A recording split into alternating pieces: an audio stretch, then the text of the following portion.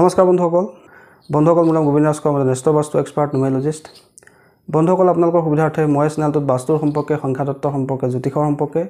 তাৰ লগতে তন্ত্ৰৰ বিভিন্ন প্ৰয়োগৰ ভিডিঅ'সমূহ আপলোড কৰি থাকোঁ গতিকে যদিহে আপোনালোকৰ মোৰ চেনেলৰ ভিডিঅ'সমূহ চাই ভাল লাগে অনুগ্ৰহ কৰি মোৰ চেনেলটো ছাবস্ক্ৰাইব কৰিব ভিডিঅ'সমূহ লাইক কৰিব কমেণ্ট কৰিব আৰু যিমান পাৰে শ্বেয়াৰ কৰিব বন্ধুসকল আজি মই আপোনালোকৰ লগত জ্যোতিষশাস্ত্ৰৰ এটা অন্যতম গ্ৰহ মংগল গ্ৰহৰ সম্পৰ্কে ক'বলৈ আগবাঢ়িছোঁ আজি মই আপোনালোকৰ লগত আলোচনা কৰিম মংগল গ্ৰহৰ দ্বাৰা পীড়িত ব্যক্তিৰ লক্ষণ সম্পৰ্কে মংগল গ্ৰহ যদি আমাৰ কুষ্ঠিত বেয়া অৱস্থাত থাকে তেন্তে আমাৰ কি সমস্যা হ'ব পাৰে আৰু মংগল গ্ৰহৰ দুখ আমি কিদৰে দূৰ কৰিম বন্ধুসকল সাধাৰণতে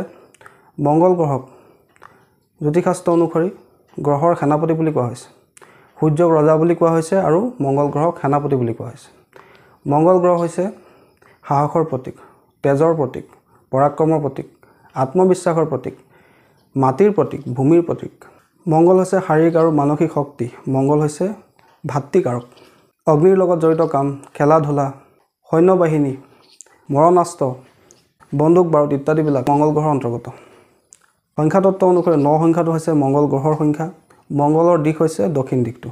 মংগল গ্ৰহৰ ইষ্টদেৱ হৈছে হনুমান দেৱতা মংগল গ্ৰহৰ ৰং হৈছে ৰঙা যিসকল ব্যক্তিৰ জন্মকুষ্ঠিত মংগল গ্ৰহ দুৰ্বল অৱস্থাত থাকে বা মংগলৰ কিবা দুখ থাকে সাধাৰণতে তেনে ব্যক্তিক মাংগলিক বুলি কোৱা হয় তেনে ব্যক্তিৰ বিভিন্ন ধৰণৰ শাৰীৰিক সমস্যা হয়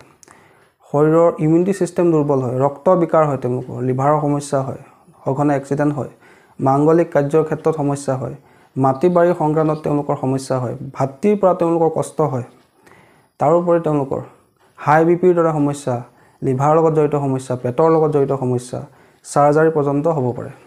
তাৰোপৰি যিসকলৰ মংগলৰ দুখ থাকে তেওঁলোকৰ খুব খং বৃদ্ধি পায় অৰ্থাৎ তেওঁলোক শৰ্ট টেম্পাৰ্ড হয় মংগলক এগ্ৰেছনৰ কাৰক বুলি কোৱা হৈছে মংগল গ্ৰহ যদি বেয়া অৱস্থাত থাকে তেন্তে সেই ব্যক্তিজন শৰ্ট টেম্পাৰ্ড হ'ব পাৰে বা সেই ব্যক্তিজনৰ সঘনে সৰু সুৰা কাম কৰিলে য'ত আঘাত পাব পাৰে বা ৰক্ত বাহিৰ হ'ব পাৰে তেওঁ দুৰ্ঘটনা হোৱাৰ পূৰ্ণ সম্ভাৱনা থাকে অগ্নিৰ পৰা সেই ব্যক্তিৰ ভয় থাকে তাৰোপৰি মংগলৰ পৰা মানসিক সমস্যা মৃগী ৰোগ মহিলাসকলৰ মাহেকীয়াৰ সমস্যা ৰক্তস্ৰাৱৰ সমস্যা পাইলছ টিউমাৰ অংগভংগ ইত্যাদিবিলাক হ'ব পাৰে যদি কাৰোবাৰ মংগল দুখ থাকে সেই ব্যক্তিজনে কেতিয়াও ধাৰ ল'ব নালাগে যদি ধাৰ লয় তেওঁ সেই ধাৰ দিনে দিনে বাঢ়ি গৈ থাকে আৰু সেই ধাৰ পৰিশোধ কৰোঁতে তেওঁ বহুত কষ্ট কৰিব লগাত পৰে তাৰোপৰি মংগল গ্ৰহৰ দুখৰ কাৰণে পাৰিবাৰিক সমস্যাও হয় বিবাহত বিলম্ব হয় বিবাহত সমস্যা হয় মনে বিচৰা কন্যা বা মনে বিচৰা বৰ লাভ কৰাত তেওঁলোকৰ সমস্যা হয় বন্ধুসকল সেইকাৰণে জ্যোতিষশাস্ত্ৰত মাংগলিক ব্যক্তিৰ বিবাহ কৰিব লাগে বুলি কোৱা হৈছে অন্যথা এজন ব্যক্তি মাংগলিক হ'লে আন এজন যদি নহয় তেন্তে তেওঁলোকৰ বিবাহত সমস্যা হ'ব পাৰে আনকি জীৱনৰো সংকট হ'ব পাৰে সেইকাৰণে বন্ধুসকল বিবাহৰ আগত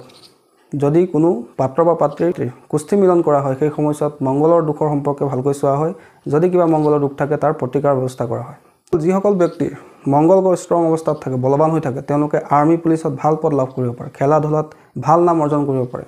তেওঁলোকৰ শাৰীৰিক বল যথেষ্ট থাকে তেওঁলোকৰ স্বাস্থ্য ভালে থাকে তেওঁলোকৰ ডাইজেশ্যন পাৱাৰ ভাল থাকে তেওঁলোকৰ ভাই ককাইৰ লগত সম্পৰ্ক ভালে থাকে ভূমি বাহন ইত্যাদি সুখ লাভ হয় তেওঁলোকৰ দীৰ্ঘায়ু হয় বলৱান হয় তেওঁলোকৰ যথেষ্ট আত্মবিশ্বাস থাকে লিডাৰশ্বিপ কোৱালিটি থাকে ওচৰত সাহস থাকে যিসকলৰ মংগল ভাল থাকে তেওঁলোকে ভাল army officer police officer IPS officer IAS officer খেলা ধূলাত ভাল খেলুৱৈ হ'ব পাৰে যোগা টিচাৰ PT টিচাৰ বা ইলেক্ট্ৰিচিয়ান বা ইঞ্জিনিয়াৰ ফায়াৰ ইঞ্জিনিয়াৰ ইত্যাদিবিলাক তেওঁলোক হ'ব পাৰে বন্ধুসকল এতিয়া আমি আলোচনা কৰোঁ হওক যে যদি কাৰোবাৰ জন্মকুষ্ঠিত মংগল গ্ৰহৰ দুখ আছে তেতিয়াহ'লে তেওঁলোকে কি কৰা উচিত কিদৰে তেওঁলোকে নিজৰ মংগল গ্ৰহৰ দুখ দূৰ কৰিব বন্ধুসকল প্ৰথম কথা হ'ল মংগল দুখ দূৰ কৰিবৰ কাৰণে আমি প্ৰত্যেক মংগলবাৰৰ দিনা নিৰামিষ খাব লাগে মংগলবাৰৰ দিনা কেতিয়াও কোনো কাৰণতে মাছ মাংস মদ খাব নালাগে নিৰামিষ আহাৰ ভক্ষণ কৰিব লাগে পাৰিলে ব্ৰত কৰিব লাগে যিসকলৰ মংগলৰ দুখ থাকে তেওঁলোকে সদায় হনুমান দেৱতাৰ পূজা কৰিব লাগে হনুমান চালিচা পাঠ কৰিব লাগে মংগলবাৰৰ দিনা হনুমান দেৱতাক সেন্দুৰ অৰ্পণ কৰিব লাগে চামিলিৰ তেল অৰ্পণ কৰিব লাগে কোনো ধৰ্মস্থানত মংগলবাৰৰ দিনা নিম গছ ৰোপণ কৰিব লাগে আৰু পাৰিলে প্ৰত্যেক দিনে নিম গছৰ গুৰিত জল দিব লাগে যিসকল ব্যক্তিৰ মংগল দুখ থাকে তেওঁলোকে আহন গছৰ গুৰিত সদায় অকমান পানীত অলপ চেনি মিলাই সেই পানী আহন গছৰ গুৰিত অৰ্পণ কৰিব লাগে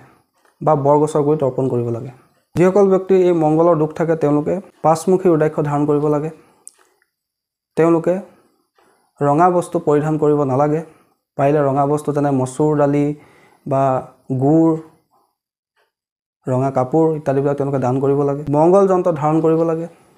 বান্দৰক পাৰিলে গুড় খুৱাব লাগে কোনো ৰূপৰ পাত্ৰত ঘৰত কোনো ৰূপৰ পাত্ৰত সৰু পাত্ৰ এটাত সেন্দুৰ ৰাখি ঘৰত ৰাখিব লাগে দক্ষিণমুখী ঘৰত কেতিয়াও থাকিব নালাগে যিসকলৰ মংগলৰ দোষ আছে ঘৰৰ দক্ষিণ দিশত হনুমান দেৱতাৰ পাহাৰ দাঙি থকা এখন চিত্ৰ তেওঁলোকে লগাব লাগে কোনো মাটিৰ পাত্ৰত মৌজুল ৰাখি কোনো পথাৰৰ মাজত পুতিব লাগে নিজৰ লগত সদায় ৰূপৰ এনেকুৱা স্কোৱাৰ পিচ কিনিবলৈ পায় বৰ্গাকাৰ পিচ সৰু সৰু পাতিৰ নিচিনা তেনেকুৱা স্কোৱাৰ পিচ লগত ৰাখিব লাগে তাৰোপৰি প্ৰত্যেক দিনাই অকল মঙ্গলবাৰ বুলি নহয় প্ৰত্যেক দিনাই তেওঁলোকে হনুমান চালিচা পাঠ কৰিব লাগে হনুমান দেৱতাৰ আৰাধনা কৰিব লাগে এনেকৈ তেওঁলোকৰ মংগল দুখৰ প্ৰভাৱ লাহে লাহে নাইকিয়া হৈ যায় মংগলৰ দুখৰ কাৰণে তেওঁলোকৰ যিবিলাক সমস্যা হৈছে ধৰি লওক ভূমি বিবাদ ভাতৃৰ লগত বিবাদ ৰক্ত বিকাৰ এক্সিডেণ্ট এই সমস্যাবোৰ লাহে লাহে তেওঁলোকৰ কমি যায় বন্ধুসকল আশা কৰিছোঁ আজি আপোনালোকে গম পালে যে মংগল গ্ৰহৰ দ্বাৰা পীড়িত ব্যক্তিৰ লক্ষণবিলাকনো কি মংগল গ্ৰহৰ যদি দুখ উৎপন্ন হয় তাৰ পৰা আমাৰ কি সমস্যা হ'ব পাৰে আৰু লগতে আমি গম পালোঁ যে মংগল গ্ৰহৰ যদি কিবা দুখ থাকে তেন্তে তাক দূৰ কৰিবৰ কাৰণে আমি কি উপায় কৰিব পাৰোঁ বন্ধুসকল এই গোটেইকেইটা উপায় একেবাৰে সিম্পল উপায় আৰু সকলোৱে কৰিব পৰা উপায় বন্ধুসকল এই উপায়কেইটা কোনো স্পেচিয়েল ৰেমেডি নহয় এইকেইটা জেনেৰেল ৰেমেডি সকলোৱে কৰিব পাৰে যাৰ মংগল গ্ৰহ দুৰ্বল অৱস্থাত আছে বা যিকোনো ৰাশিতে আছে তেওঁলোক সকলোৱে এই উপায়কেইটা কৰিব পাৰে এই উপায়কেইটা কৰিলে মংগল গ্ৰহৰ যদি কিবা দুখ থাকে সেই দুখ দূৰ হয় আৰু যদি আপোনাৰ মংগল জন্মকুষ্ঠিত ভাল অৱস্থাত আছে যোগকাৰক হৈ আছে তেন্তে সেই মংগলৰ পজিটিভ প্ৰভাৱ বৃদ্ধি পায় আৰু নিগেটিভ যদি কিবা প্ৰভাৱ আছে আপোনাৰ কুষ্ঠিত তেন্তে সেই নিগেটিভ প্ৰভাৱ লাহে লাহে কমি যায় অৰ্থাৎ এই উপায়কেইটা সকলোৱে কৰিব পাৰে বন্ধুসকল আশা কৰিছোঁ আজি আপোনালোকে গম পালে যে যদি আমাৰ জন্মকুষ্ঠিত কিবা মংগলৰ দুখ থাকে তেন্তে আমি তাৰ লক্ষণবিলাক কেনেকৈ গম পাব পাৰোঁ আৰু মংগল গ্ৰহৰ দুখ দূৰ কৰিবৰ কাৰণে আমি কি উপায় কৰিব পাৰোঁ বন্ধুসকল আশা কৰিছোঁ আজি আপোনালোকৰ এই ভিডিঅ'টো চাই ভাল লাগিলে যদি ভাল লাগিলে অনুগ্ৰহ কৰি ভিডিঅ'টো লাইক কৰি দিব কমেণ্ট কৰিব আৰু মোৰ চেনেলটো ছাবস্ক্ৰাইব কৰিব ধন্যবাদ